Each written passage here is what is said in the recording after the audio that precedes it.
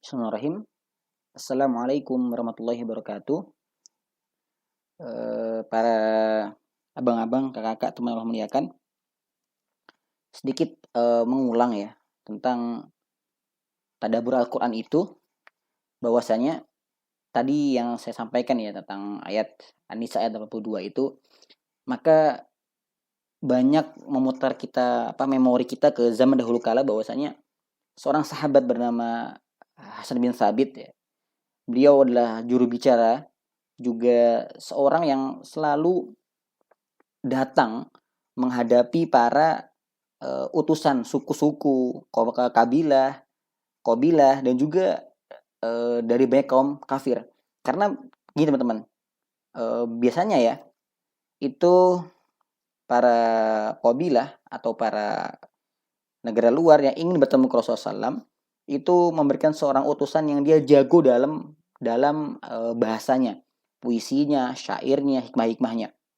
Maka sahabat Hasan bin Thabit ini dia datang untuk menghadapi mereka semuanya. Maka beliau itu terkenal dengan sebutan seorang yang pandai ahli hikmah dan ahli syair. Itu yang pertama.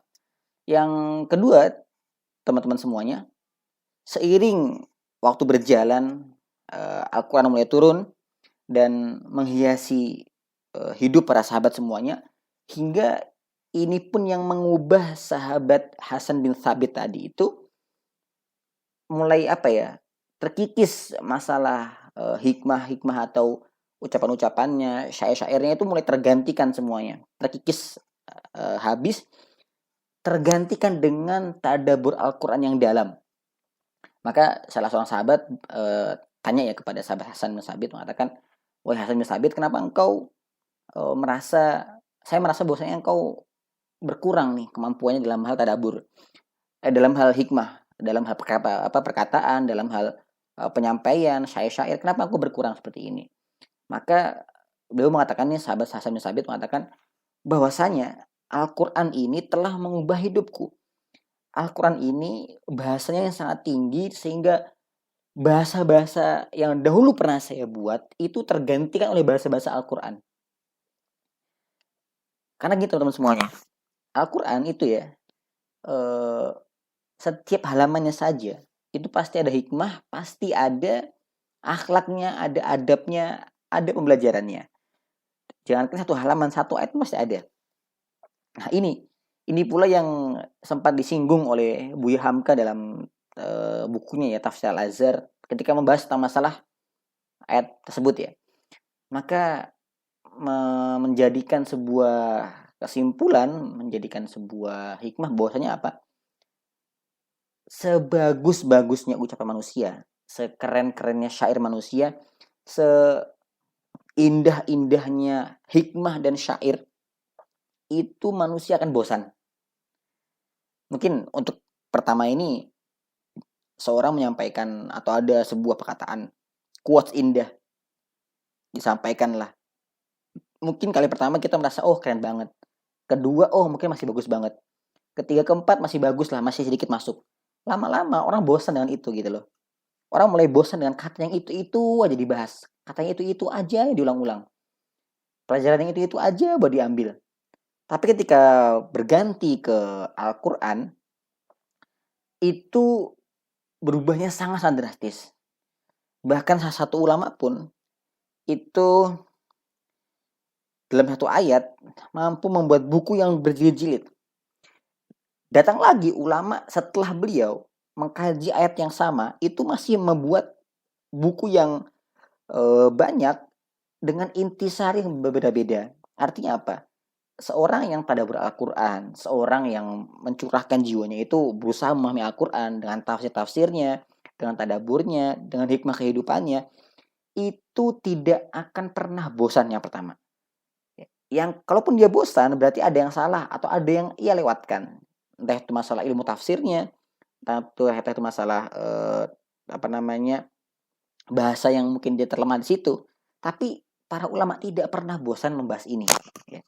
Tidak pernah bosan membahas masalah ini. Yang ketiga, teman-teman semua ya kan, orang yang membahas Al-Quran semakin dibahas, misalkan saya, mohon maaf ya, misalkan saya saya baca satu ayat. Hari ini saya menemukan sebuah hikmah. Besok pun saya kembali menemukan hikmah itu.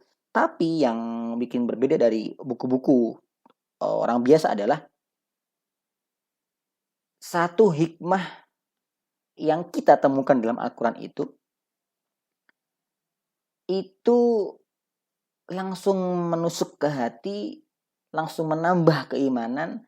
Karena gitu teman semuanya, banyak kita baca buku, ya, banyak kita baca syair dan sebagainya, itu banyak juga yang nggak menjadikan kita semakin takwa kepada Allah, tapi malah kita makin futur, makin malas-malesan, malah makin merasa down, malah makin merasa merasa jatuh. Tapi kalau udah kita baca Al-Qur'an nih, tadaburnya, hikmah-hikmah kita baca, itu malah semakin meningkatkan kita tuh ingin semakin dekat dengan Allah. Itu bedanya kalau kita mengkaji Al-Qur'an.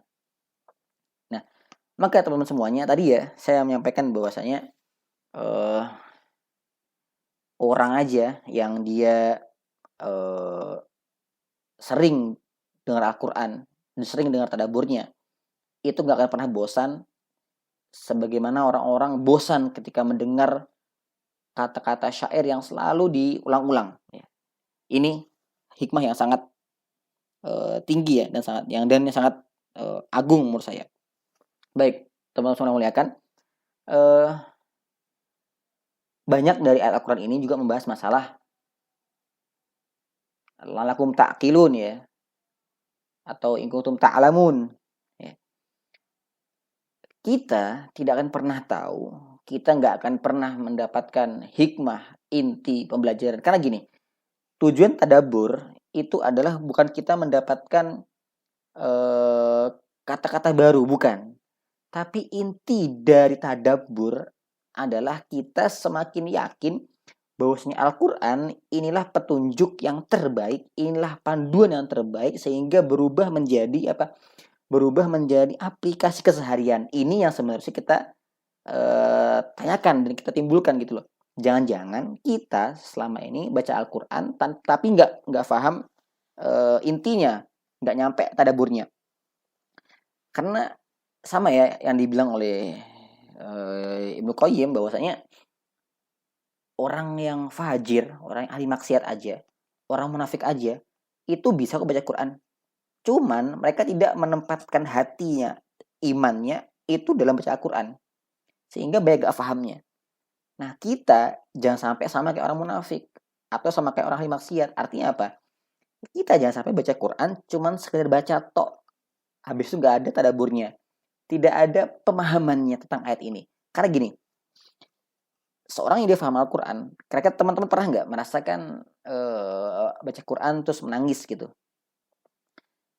Itu adalah sebuah hal yang sangat langka dari manusia ketika dia membaca Al-Quran tuh menangis. Apalagi kalau dia baca artinya ya. Itu menambah kekhusyuan yang pertama. Yang kedua, menambah rasa hadir hati kita. Makanya ya, jangan sampai unsur baca Al-Quran itu hanya sebagai bagusan suara aja. Karena gini teman semuanya, dalam sebuah hadis ya, dikatakan bahwasanya nanti akhir zaman itu akan muncul orang-orang yang menjadikan Al-Quran itu sebagai lagu. Dia cuman adu suara aja gitu loh. Adu nggak bagus suara. Nah, tapi jangan dibenturkan dengan berarti gimana dong kayak orang-orang yang dia suaranya bagus, yang rekam-rekam bagus-bagus. Berarti mereka kayak ini dong ciri-ciri akhir zaman. Enggak. Jangan ditabrakkan ya. Karena gini, Rasulullah bersabda bahwasanya nanti akan di akhir zaman itu akan ada orang-orang yang datang menjadikan Al-Quran hanya sebagai lagu-lagu saja, tidak memunculkan pemahaman. Di sisi lain, ya, Rasulullah SAW bahkan mewajibkan orang itu kalau baca Quran pakai tartil, suara yang bagus sesuai tajwid, itu bagus, itu wajib. Ya, artinya apa? Artinya ketika digabungkan dua hal ini, itu bermuara pada satu hal, yaitu jangan sampai kita baca Quran cuma pengen suara bagus-bagusan doang. Ya. Tapi kita baca Quran itu dengan suara yang bagus, dengan tartil yang bagus, yang sesuai, tapi juga ada pemahaman dari ayat yang kita baca. Intinya di sini intinya pemahamannya mesti ada gitu loh. Dan jangan yang dibanggakan tuh suara bagusnya, akan tetapi adalah pemahamannya, menghadirkan kekhusyuan. Karena para sahabat itu sampai mengulang dalam banyak sholat itu ayatnya sama terus. Karena apa? Karena tahu gitu loh, itu ayatnya dalam sekali, ayatnya penuh hikmah sekali. Ayatnya itu adalah ayat yang mereka butuhkan pada hari ini. Zaman sekarang kita malah asik untuk mencari ketenangan dengan malah musik-musik yang jahiliyah, yang mengandung unsur zina, atau mungkin malah clubbing atau sebagainya. Padahal sumber ketenangan itu dari Al-Quran. Orang baca, tadabbur, baca artinya, baca tafsirnya, mahamin kira-kira hari ini apa yang kurang ya. Itulah fungsinya kita itu untuk tadabbur Al-Quran. Mencari titik tenang, mencari titik temu kehidupan, menjadikan rambu-rambu Al-Quran itu ada nyata. Oh, saya dalam posisi seperti ini. Datanglah Al-Quran, kita baca, oh ternyata sekarang ini yang mesti saya lakukan adalah seperti ini, sebagaimana yang Al-Quran katakan. Kan kayak gitu sebenarnya. Cuman yang menjadi masalah adalah kita yang jarang baca Al-Quran, satu. Nyentuh aja males hari. Yang kedua, kita asik dengan sosial media, asik dengan film-film, dengan buku-buku novel, dan buku. Saya enggak mempermasalahkan baca ya. Silahkan teman baca apa aja bukunya yang bagus-bagus. Tapi jangan sampai porsi untuk Al-Quran itu disedikitkan atau dijarangkan. Ini yang jangan sampai terlupa oleh teman-teman semuanya. Baik, saya berikan sebuah kesimpulan. Teman-teman semuanya, jika ingin hadir tadabbur Al-Quran, maka sematkanlah beberapa tips yang disampaikan oleh Ibnu Qayyim dalam bukunya Zadul Ma'ad ya. Beliau berkata bahwasanya seorang yang dia ingin mendapatkan hikmah Al-Quran, maka satu, bacalah ayat Al-Quran. Yang kedua, hadirkan hati. Yang ketiga, jangan sampai lalai dari makna atau maksud Al-Qur'annya. Ini jangan sampai tertinggal nih, 3 unsur ini. Kalau 3 ini ada dalam unsur teman-teman semua ketika baca Al-Quran, maka insya Allah teman-teman semua akan mendapatkan hikmah yang baik, hikmah yang benar-benar tulus, yang murni itu untuk teman-teman semua. Itu yang benar-benar teman-teman butuhkan hari ini. Mungkin dari saya sekian saja ya atas waktunya. Mohon maaf jika banyak kekurangan, dan semoga apa yang kita pahami hari ini bisa menjadi pemberat timbangan kebaikan, juga ilmu yang bisa kami, teman-teman saya lakukan juga diwariskan ke keluarga, adik-adik, kakak, orang tua, pasangan, atau para santri, atau mungkin kalau ada yang punya. Baik, sekian dan terima kasih. Wassalamualaikum warahmatullahi wabarakatuh.